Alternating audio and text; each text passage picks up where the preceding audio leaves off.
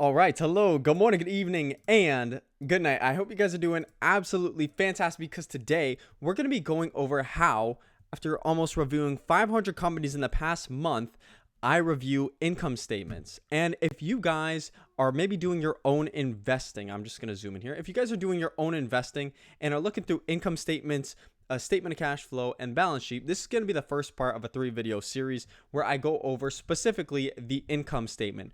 Because I don't know about you, but when I'm going over an income statement, I could read it pretty well. But there's little things that I don't understand. Like if you click on little quadrants, interest income non-operating, for example, what does that mean? So in today's video, I'm going to go through everything that I know. And as well, everything that I don't know, I have searched and put some time and research into finding out the correct answers towards this. So this will be a full dive into the income statement. Today, we're going to be looking at Udemy, UDMY, and we're looking at it because I actually recently started a small position in Udemy with right now 200 shares at an average share price of $6.89. Currently, we're down in that position a couple cents. So we are going to get right into this video, but first, please do like this video if you guys do enjoy. We're up to 8,537 subscribers, 53 in the past 28 days. So thank you to everyone who is subscribing. It's interesting now because I show my face on the camera, so I have to kind of figure out my lighting. So new challenges, but new opportunities. It's all good. So today we're looking at Udemy, and as mentioned, this is just one of the stocks that I've looked at. I've looked at over 500 companies. I'm currently going through the entire NYSE, which has 1,934 stocks within it. I'm going by market cap, and right now I'm roughly about 181. So still got a lot of room to go, but I'm not going to let that deter me. So let's get into it. So when I first pull up a company's financial statement, the income statement, I'm looking at total revenue. This is the first sign. Total revenue, I want to see that it's growing year over year. This tells me that the business is bringing in more sales, it's bringing in more opportunity, and that people are liking their product and what they provide or their service, and the company's growing. If I don't see the total revenue growing, to me, that's a very big red flag that says that the business itself is unable to grow or not growing.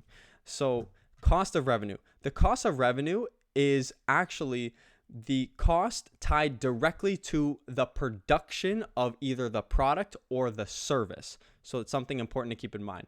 Gross profit is the profit of producing or selling a service compared to what it costs to have that service, if that makes sense. So the total service being sold versus the total cost of running that service or producing that service, is the gross profit. Now we go to operating expenses. And if we expand operating expenses, you'll see two things: selling, general, and administration. I actually had to search this one up just to be sure. Selling, general, and administrative expenses on the income statement, they represent the cost of running a business that are not directly tied to production, but are necessary for its overall operation and the generation of revenue.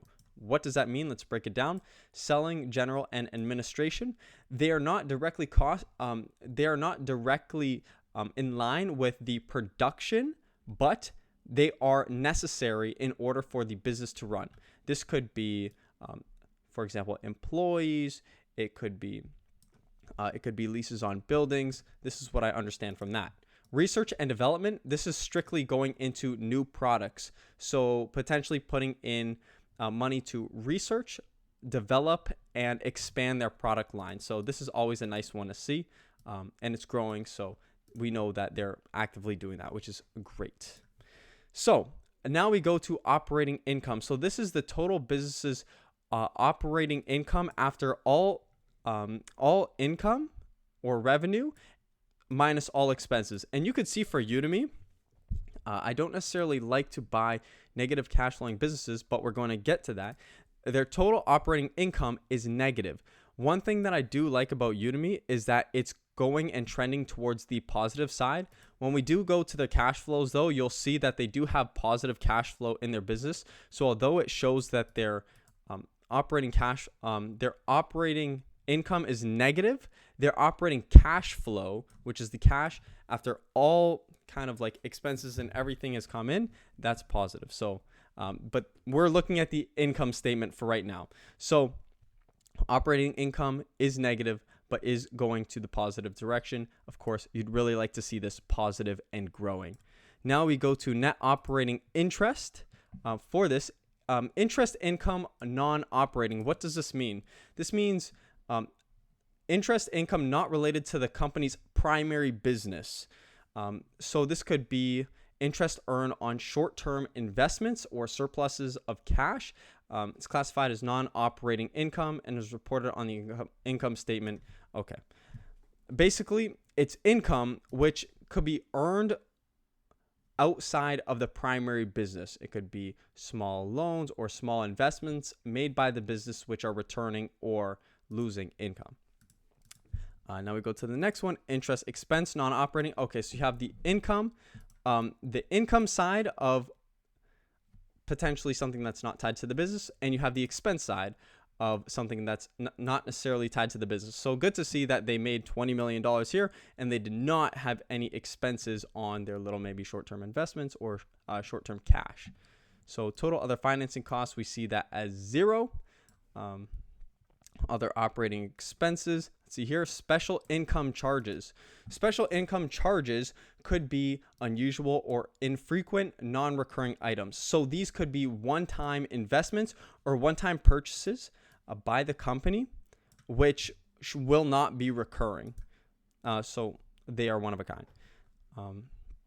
Other non-operating income. This is just anything else which is not tied directly to the operation of the business. Now, tax provision. Or we have two of these here. Pre-tax income. So this is the total this is the total income after all expenses, everything. Pre-tax income. Tax provision is how much the company paid in tax. So they paid $4.3 million in tax. And then net income for the common stockholders, this is everything combined. You have negative $85,000, which you can see is the pre-tax income of negative $80 million. Subtract $4 million on top of that gives you a total of negative $85 million in the total net income from shareholders. Total net income from common stockholders. So as we move on, that's really the main points of the income statement. You have the total revenue, the cost of revenue, the gross profit, and you really don't get to a final answer until you start to see the operating income and you start to see the pre-tax income. Now, everything else is kind of an addition to that and gives you a little bit more information, such as basic earnings per share. You take the earnings, so the negative 85 million, for example, and divide it by the total average shares. This is the total basic average shares. I do have this here as well, is the number of company's common shares that are circulating over a specific period.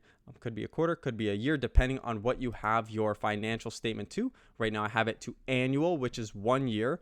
And this is the total circulation of basic shares open to the public. So that's something to keep in mind. As we move on here, we see other things. Total operating income as reported coming in at roughly about negative 90 million. Total expenses. This is just the addition of your cost of revenue plus your operating expenses. That's what this right here, total expenses, stands for. Normalized income. So as we kind of move down, you'll see things like as well EBITDA, and there's a couple of things that are kind of okay. Like you have interest income, so this could be on the not the primary business model, but just interest income on maybe little investments or cash that they have sitting around. EBITDA, this is a number that I don't really look at. I don't pay attention to, just because this is not actual earnings. What EBITDA is earnings before interest, taxes, depreciation, and amortization, something like that. Okay, I'm not the best reader. I do my best. But basically, this is a number. If you were to take out all interest expenses, this is the underlying profit or loss of the business. But I don't like to look at this because, of course, there's going to be interest expenses along the way if they're financing any cash flows.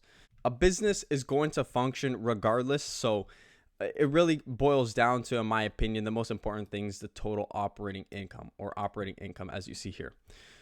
So moving on, everything else in my opinion is kind of negligible. When I'm looking at the income statement, I'm really looking for growing total revenue. This is just a recap.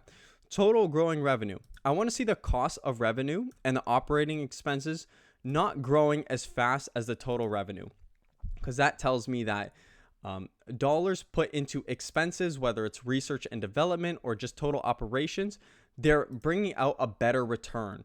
If I see the total revenue growing by 1.5 times and I see the total operating expenses growing by 1.25 times, that's great. I need to see total revenue growing faster than total operating expenses.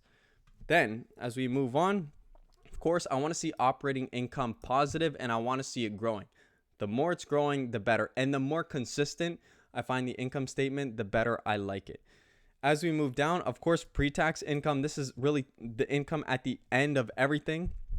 Are they making money? If I do go to their quarterly, because you have both annually and quarterly statements, their pre-tax income is positive. I love to see that. Of course, you want your business to be generating as much income as possible. And depending on the market cap, this is really going to fluctuate as well. Basic earnings per share, positive, cool. That's basically just a recap of the pre-tax income. And that's really how you read an income statement. I hope this kind of maybe cleared up some questions that you had regarding specific details on an income statement. I hope it actually furthered your knowledge on certain topics that you might not have even known when going through an income statement. And I hope this kind of shows you what someone else or what I myself am looking when I'm going through my income statements. I still got a lot of companies to review. I'll only get better with time as I review more. And I'm going to keep you posted with more videos and anything if I find new and great companies. Currently, I'm only buying 2 companies, Udemy, and I was buying Health and Tech, ticker symbol HIT. I bought a lot of HIT. A lot. I've really been hitting the buy button on HIT. I currently have almost $10,000 invested, maybe a little bit less than $10,000 because I'm up about 11%.